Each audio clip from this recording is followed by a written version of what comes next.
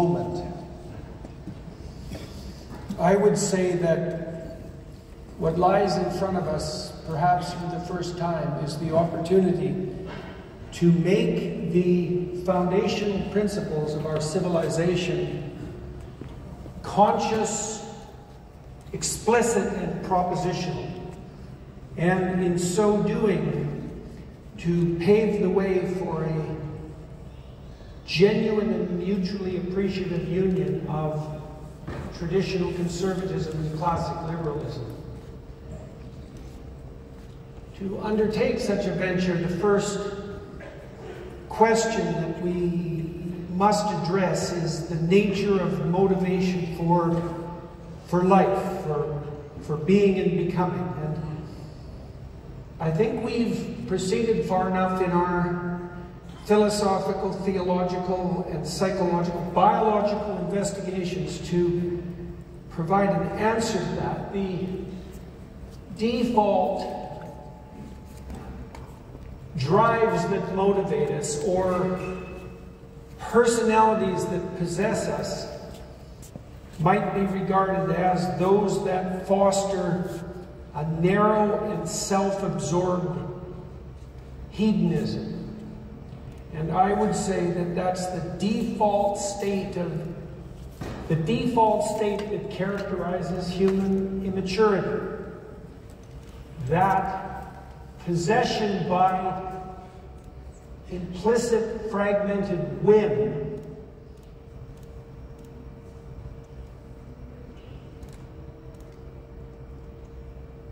must be transcended by a more sophisticated uniting principle in order for the psyche to be integrated and to be sustainable across time in an iterated manner, and for community itself to exist.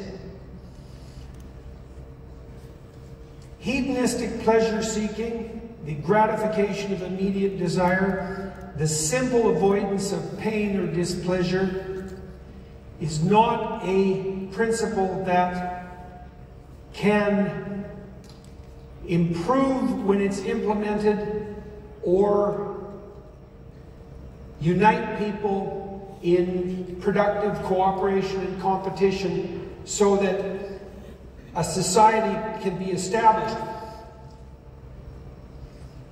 The dominance of the personality by local, narrow, and self-serving whim is not a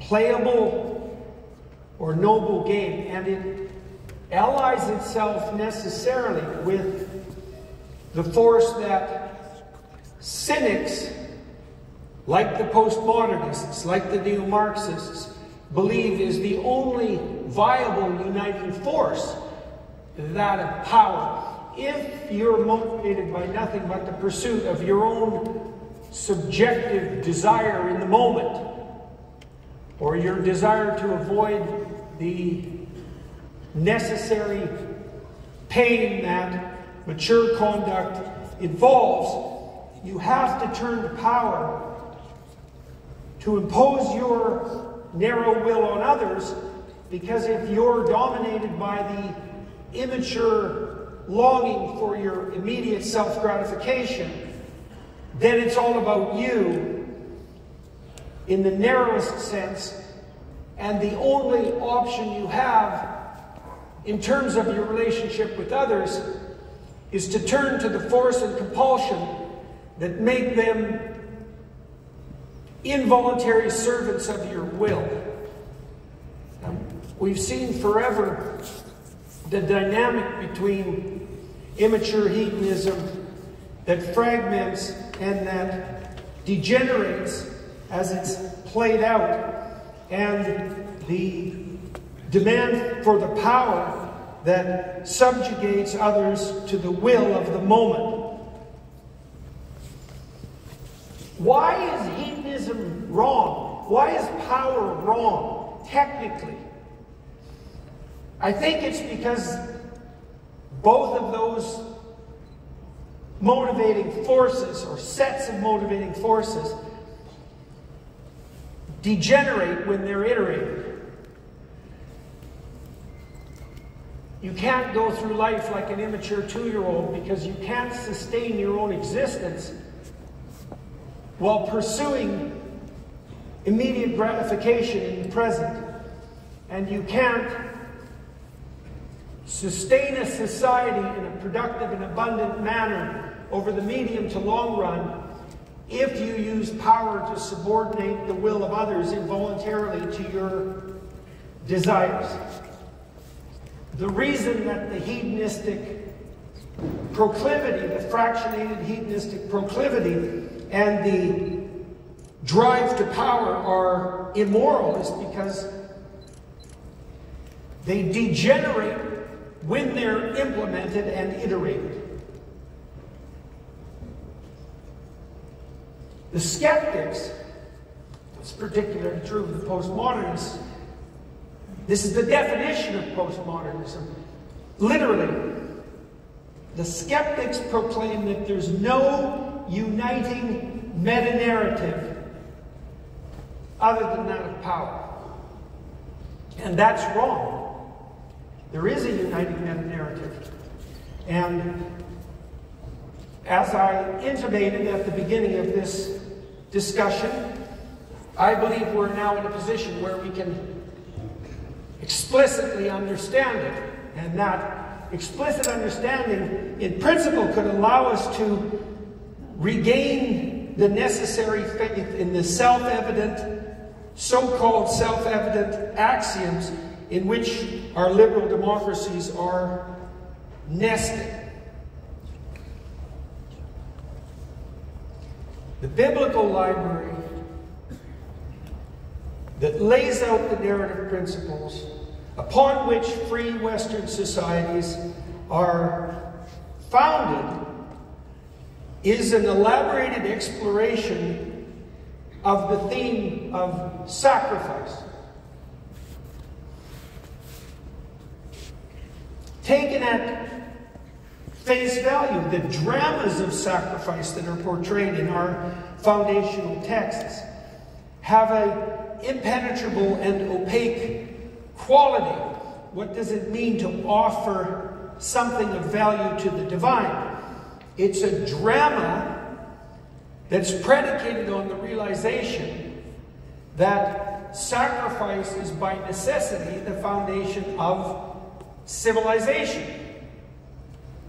Civilization is social and future-oriented, and that means, since it's social, that the individuals who come together to constitute society have to sacrifice their narrow, pleasure-seeking individuality, demanding gratification in the moment, for the sake of their mutual reciprocal relationships with others, locally first, in marriage, in family, in town, in city, expanding to province and state and country, nested all under the auspices, let's say, of the divine.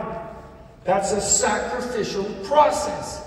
It means foregoing the narrowly immediate for the sake of the community. It means equally a sacrificial process in relationship to time, the distinguishing characteristic of maturity as opposed to immaturity, and wisdom as opposed to folly, is the ability to sacrifice the immediate demands of the present for the future. To think before you act, to act with caution so you don't have to repent at leisure. It's a sacrificial process. When a child learns to make a friend, he learns necessarily the principle of sacrificial reciprocity. I have a turn, then you have a turn. I have a turn, then you have a turn. The sacrifice there is that it's not always my turn. And that sacrificial reciprocity is the foundational principle of the reciprocity upon which even the most primordial forms of society, friendship, in childhood, let's say, are predicated. The foundational texts of Western civilization, the biblical texts in particular, are an extended study in the intricacies of sacrifice, predicated on the emergent discovery or realization that the sacrifice most pleasing to God, that sets the world right, that creates the order that is good or very good, is the sacrifice that tends towards the ultimate. And the Christian drama portrays the sacrificial process in its arguably ultimate form. And it's no chance occurrence that the sacrificial altar is at the center of the church, and the church is at the center of the town, and the town is at the center of the state, and the state, organized under the divine principle of sacrifice that constitutes our proper association with the divine spirit that establishes the state that leads the desert to bloom and the land to abundance.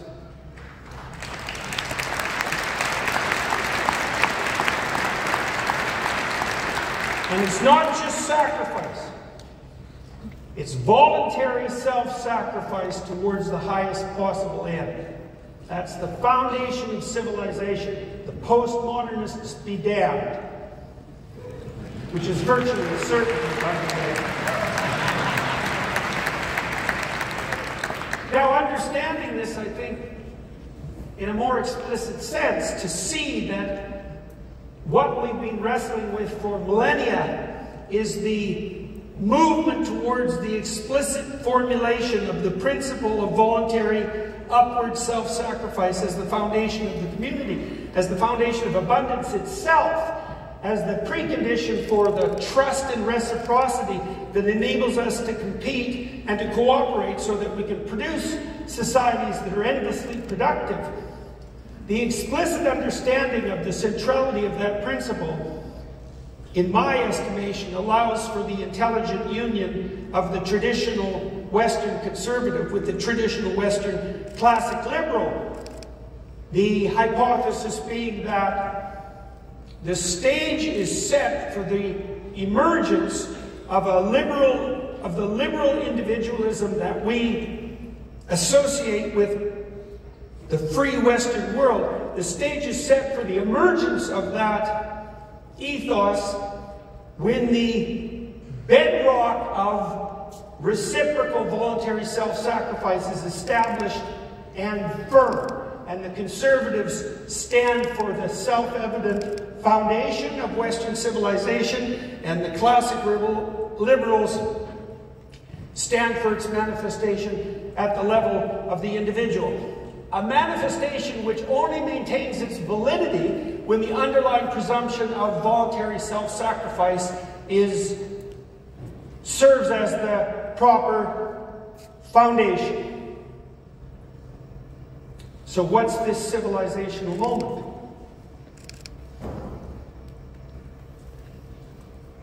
This civilizational moment is the opportunity that we have in front of us to wake up and to realize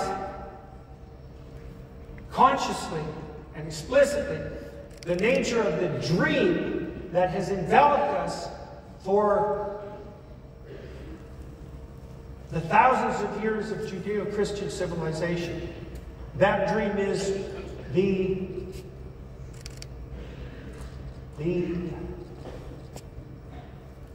celebration, the worship, the deification of the principle of reciprocal, voluntary self-sacrifice. The sacrifice of self to the future, the sacrifice of self to the community, as the necessary, inevitable, and revolutionary foundation of the civilization that makes us free and abundant. And so, it's a core part of our mission to get our story straight. And in the Free West, the destination of the oppressed across the world, we've acted out the appropriate story and benefited in consequence. And now we have the opportunity to understand that story explicitly and to unite our understanding with our mythos, with our drama, and to fortify ourselves with the reunion of our cynical and skeptical mind and the bedrock foundation stone, the cornerstone rejected by the builder, that constitutes the true basis for civilization. And so that's what we're doing.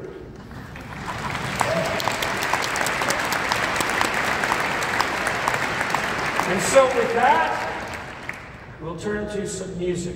We're going to hear a piece called Irony by the band Dirt Poor Robins, and we'll welcome them on stage. And thank you all very much for coming from all corners of the world to this conference.